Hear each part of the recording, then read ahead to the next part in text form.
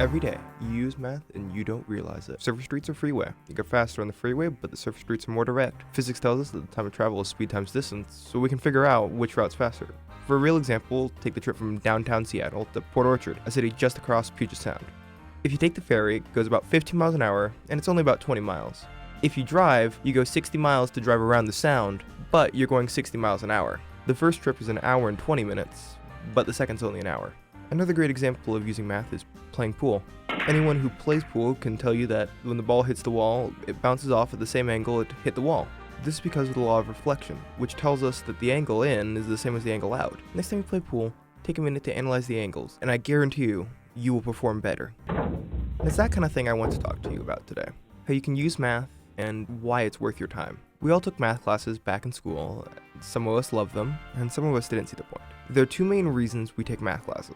The first is so that we can use it in our lives, and the second is so that we can understand how math is being used by others. I want to go over that first reason in a bit more detail. We talked about a couple examples of how you can use math already, but I want to discuss an everyday example that also relies heavily on the sciences. Let's look at home brewing. Ever since 1978, it's been legal to make your own beer, cider, or wine for yourself. In principle, it's a quite easy process. Let's look at beer. Start with wheat or barley, mash it up with some water, add some yeast, let it sit, and boom, you've got beer. Making beer is easy, but making a good beer consistently, that's a challenge. Brewing a good beer requires applied mathematics. For example, to achieve a specific alcohol content, a specific amount of sugar is needed. Say we want to make a double IPA with 10% alcohol by volume. How much sugar do we need? In the brewing industry, there are many methods used to determine this, but a popular one used by home brewers is to take the amount of sugar needed in grams per liter and divide it by 17. If we move the 17, we see that we need 17 times 10 grams of sugar per liter, or 170 grams per liter. That's about the same as 1 pound 7 ounces per gallon. There you have it. We have the proper amount of sugar for our beer. We can brew it up. With our home product completed, I want to look at the second reason we take math classes, how math is being used by others. Specifically, I want to look at how math is being used by scientists to make our lives better. One of the big areas of mathematics research right now is in a field called stochastic dynamics, the study of random processes. One of the most important applications of this is in ecology, where once was a highly impractical math, due to the computational power required, is now being used to model management strategies to prevent overfishing, allowing us to have tuna for centuries to come. Using this math, we can model how large of reserves we need to set aside to maintain healthy populations of marine animals. Another cutting-edge area of mathematics is in number theory, which looks at the relationship of numbers, especially prime numbers. This is being used in cybersecurity and computer theory, allowing us to create literally unbreakable digital laws. One last example I want to talk about is in fluid mechanics, which is the study of how liquids and gases flow.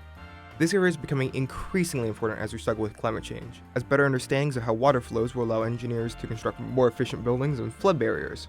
There are far more examples of how scientists are using math, and I could list them for hours. The calculus of cooling, the geometry of glasses, the graph theory of groundskeeping. The list goes on and on.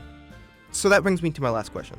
If we can use math in the sciences and our everyday life, why the heck aren't we teaching it? There have been major calls over the last few decades to include more math in science education, especially in biology. For example, the National Research Council, or NRC, and the American Association for the Advancement of Sciences, or AAAS, have both published works specifically calling for more math in biology courses. The NRC is a non-government organization created by the order of President Woodrow Wilson, and AAAS publishes the journal Science, which is considered one of the most important scientific journals. If such prestigious organizations are calling for change, why are we not doing it?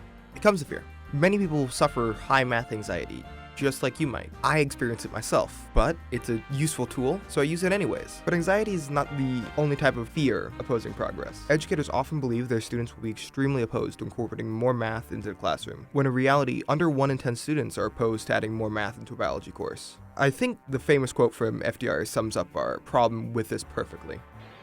Let me assert my firm belief that the only thing we have to fear is fear itself, nameless, unreasoning, unjustified terror, which paralyzes needed efforts to convert retreat into advance. More math should be incorporated into the science classroom, if for no other reason than it will help students outside of it. Together, we have already seen how the math of science can help in everyday life, from fermenting to fairies. I want to end this podcast with a bit of a request. Don't be afraid to use math. And if you are afraid, use it anyways. We have to overcome our fears by facing them.